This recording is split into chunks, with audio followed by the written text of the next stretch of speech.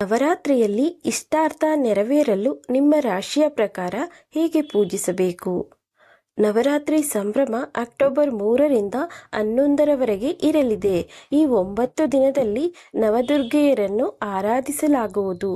ದುರ್ಗೆಯನ್ನು ಆರಾಧಿಸಿದರೆ, ಅದರಲ್ಲಿಯೂ ನಮ್ಮ ರಾಶಿಯ ಪ್ರಕಾರ ಆರಾಧನೆ ಮಾಡಿದರೆ ವೃತ್ತಿ ಬದುಕಿನಲ್ಲಿ ಸವಾಲುಗಳು, ಮದುವೆ ಕುರಿತ ಸಮಸ್ಯೆಗಳು ಇವೆಲ್ಲ ಬಗೆಹರಿಯುವುದು. ನವರಾತ್ರಿಯ ಯಾವ ದಿನ ಯಾವ ದೇವರನ್ನು ಆರಾಧಿಸಲಾಗುವುದು? ನವರಾತ್ರಿಯ ಮೊದಲನೇ ದಿನ ಅಂದರೆ ಅಕ್ಟೋಬರ್ 3ರಂದು ಶೈಲಪುತ್ರಿಯನ್ನು ಅಲಂಕರಿಸಿ ಆರಾಧಿಸಲಾಗುವುದು. ನವರಾತ್ರಿಯ ಎರಡನೇ ದಿನ ಅಕ್ಟೋಬರ್ 4ರಂದು ಬ್ರಹ್ಮಚಾರಿಣಿಯನ್ನು ಆರಾಧನೆ ಮಾಡಲಾಗುವುದು. ನವರಾತ್ರಿಯ ಮೂರನೇ ದಿನ ಅಕ್ಟೋಬರ್ 5ರಂದು ಚಂದ್ರಘಂಟಾ ದೇವಿ ಆರಾಧನೆ ಮಾಡಲಾಗುವುದು. ನವರಾತ್ರಿಯ 4ನೇ ದಿನ ಅಕ್ಟೋಬರ್ 6ರಂದು ಕೂಷ್ಮಾಂಡ ದೇವಿಯ ಆರಾಧನೆ ಮಾಡಲಾಗುವುದು.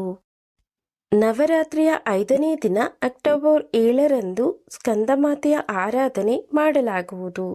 ನವರಾತ್ರಿಯ 6ನೇ ದಿನ ಕಾತ್ಯಾಯಿನಿ ದೇವಿಯನ್ನು ಆರಾಧಿಸಲಾಗುವುದು. ನವರಾತ್ರಿಯ 7ನೇ ದಿನ ಅಕ್ಟೋಬರ್ 9ರಂದು ಕಾಳರಾತ್ರಿ ದೇವಿಯ ಆರಾಧನೆ ಮಾಡಲಾಗುವುದು. ನವರಾತ್ರಿಯ 8ನೇ ದಿನ ಅಕ್ಟೋಬರ್ 10ಕ್ಕೆ ಮಹಾಗೌರಿಯನ್ನು ಆರಾಧಿಸಲಾಗುವುದು. ನವರಾತ್ರಿಯ 9ನೇ ದಿನ ಅಕ್ಟೋಬರ್ 11ರಂದು ಸಿದ್ಧಿದಾತ್ರಿ ದೇವಿಯನ್ನು ಆರಾಧನೆ ಮಾಡಲಾಗುವುದು. ಈ ನವರಾತ್ರಿಗೆ ನಿಮ್ಮ ರಾಶಿ ಪ್ರಕಾರ ದುರ್ಗೆಯನ್ನು ಹೇಗೆ ಆರಾಧಿಸಬೇಕು ಎಂದು ನೋಡೋಣ ಬನ್ನಿ. ಮೇಷರಾಶಿ. ಮೇಷರಾಶಿಯವರು ಸ್ಕಂದಮಾತೆಯನ್ನು ಆರಾಧಿಸಬೇಕು. ಈ ದಿನ ದುರ್ಗಾ ಚಾಲಿಸ ಪಠಿಸಿ ಸ್ಕಂದಮಾತೆಯನ್ನು ಭಕ್ತಿಯಿಂದ ಆರಾಧಿಸಿ. ನಿಮ್ಮೆಲ್ಲ ಕಷ್ಟಗಳು ದೂರಾಗುವುದು ಎನ್ನುವುದು ಧಾರ್ಮಿಕ ನಂಬಿಕೆ. ವೃಷಭರಾಶಿ. ವೃಷಭರಾಶಿಯವರು ಈ ದಿನ ಮಹಾಗೌರಿಯನ್ನು ಆರಾಧಿಸುವುದರಿಂದ ನಿಮ್ಮ ಬದುಕಿನಲ್ಲಿರುವ ಅಡೆತಡೆಗಳು ದೂರಾಗುವುದು. ಮದುವೆ ವಿಳಂಬವಾಗುತ್ತಿದ್ದರೆ ಲಲಿತಾ ಸಹಸ್ರನಾಮ ಪಠಿಸಿ. ಮಿಥುನ ರಾಶಿ. ಮಿಥುನ ರಾಶಿಯವರು ಬ್ರಹ್ಮಚಾರಿಣಿ ದೇವಿಯನ್ನು ಆರಾಧಿಸಿದರೆ ಒಳ್ಳೆಯದು. ಈ ದಿನ ದೇವಿಯ ಕವಚ ಮಂತ್ರ ಪಠಿಸಿ. ಕರ್ಕರಾಶಿ. ಕರ್ಕರಾಶಿಯವರು ನವರಾತ್ರಿಯ ಸಮಯದಲ್ಲಿ ಪ್ರತಿದಿನ ಲಲಿತಾ ಸಹಸ್ರನಾಮ ಪಠಿಸಬೇಕು. ಅಲ್ಲದೆ ನೀವು ಶೈಲಪುತ್ರಿಯನ್ನು ಆರಾಧಿಸುವುದರಿಂದ ನಿಮ್ಮ ಇಷ್ಟಾರ್ಥಗಳು ದುರ್ಗೆ ಕೃಪೆಯಿಂದ ಬಗೆಹರಿಯಲಿದೆ. ಸಿಂಹರಾಶಿ. ಸಿಂಹರಾಶಿಯವರು ದುರ್ಗೆಯ ಮಂತ್ರಗಳನ್ನು ಪ್ರತಿದಿನ ಪಠಿಸಿ. ಅಲ್ಲದೆ ಕೂಷ್ಮಾಂಡ ದೇವಿಯನ್ನು ಆರಾಧಿಸಿ. ಈ ದೇವಿ ಸ್ವರೂಪ ಆರಾಧನೆ ಮಾಡುವುದರಿಂದ ನಿಮ್ಮ ಬದುಕಿನಲ್ಲಿ ದೇವಿ ಕೃಪೆಯಿಂದ ನೆಮ್ಮದಿ, ಸಂತೋಷ ಹೆಚ್ಚಾಗಲಿದೆ. ಕನ್ಯಾ ರಾಶಿ. ಕನ್ಯಾ ರಾಶಿಯವರು ದುರ್ಗಾ ಪೂಜೆಯ ಸಮಯದಲ್ಲಿ ನೀವು ಲಕ್ಷ್ಮೀ ಮಂತ್ರವನ್ನು ಪ್ರತಿದಿನ ಪಠನೆ ಮಾಡುವುದರಿಂದ ಆರ್ಥಿಕ ತೊಂದರೆಗಳು ದೂರಾಗಲಿವೆ. ನೀವು ಬ್ರಹ್ಮಚಾರಿಣಿ ದೇವಿಗೆ ವಿಶೇಷ ಪೂಜೆ ಸಲ್ಲಿಸಿ. ತುಲಾರಾಶಿ.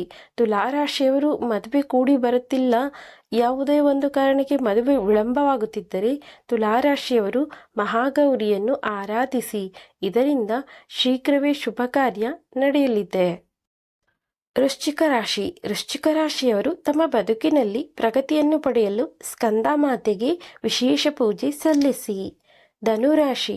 ಧನುರಾಶಿಯವರು ತಮ್ಮ ರಾಶಿಗೆ ಅನುಸಾರ ಚಂದ್ರಘಂಟಾ ದೇವಿಗೆ ವಿಶೇಷ ಪೂಜೆ ಸಲ್ಲಿಸುವುದು ಒಳ್ಳೆಯದು. ಯಾವುದೋ ಸಮಸ್ಯೆಯಿಂದ ಬಳಲುತ್ತಿದ್ದರೆ ದುರ್ಗೆಯ ಆರಾಧನೆ ಮಾಡಿದರೆ ಆ ಸಮಸ್ಯೆ ದೂರಾಗಲಿದೆ. ಮಕರ ರಾಶಿ. ಮಕರ ರಾಶಿಯವರು ಉಗ್ರಸ್ವರೂಪಿ ಕಾಳರಾತ್ರಿ ದೇವಿಯ ಆರಾಧನೆ ಮಾಡಬೇಕು. ಅಲ್ಲದೆ ನಿವಾರಣಾ ಮಂತ್ರ ಪಠನೆ ಮಾಡುವುದರಿಂದ ಋಣಾತ್ಮಕ ಶಕ್ತಿ ದೂರಾಗಲಿದೆ. ಕುಂಭರಾಶಿ. ಕುಂಭರಾಶಿಯವರು ದೇವಿ ಕವಚ ಮಂತ್ರ ಪಠನೆ ಮಾಡಿದರೆ ಒಳ್ಳೆಯದು. ಕುಂಭರಾಶಿಯವರು ಕಾಳರಾತ್ರಿ ದೇವಿಯ ಆರಾಧನೆ ಮಾಡುವುದರಿಂದ ನಿಮ್ಮ ಇಷ್ಟಾರ್ಥ ನೆರವೇರಲಿದೆ. ಮೀನರಾಶಿ. ಮೀನರಾಶಿಯವರು ಚಂದ್ರಘಂಟಾ ದೇವಿಯ ಆರಾಧನೆ ಮಾಡಿ ದುರ್ಗಾ ಮಂತ್ರವನ್ನು ಪಠಿಸಿ. ಸ್ನೇಹಿತರೆ, ಈ ಮಾಹಿತಿ ನಿಮಗೆ ಇಷ್ಟ ಆಗಿದ್ರೆ ದಯವಿಟ್ಟು ನಮ್ಮ ಚಾನಲನ್ನು ಸಬ್ಸ್ಕ್ರೈಬ್ ಮಾಡಿ, ವಿಡಿಯೋಗೆ ಲೈಕ್ ಮಾಡಿ, ಶೇರ್ ಮಾಡಿ, ಸಪೋರ್ಟ್ ಮಾಡಿ. ಮತ್ತೊಂದು ವಿಷಯದೊಂದಿಗೆ ಪುನಃ ಭೇಟಿಯಾಗೋಣ. ಧನ್ಯವಾದಗಳು. ನಮಸ್ಕಾರ.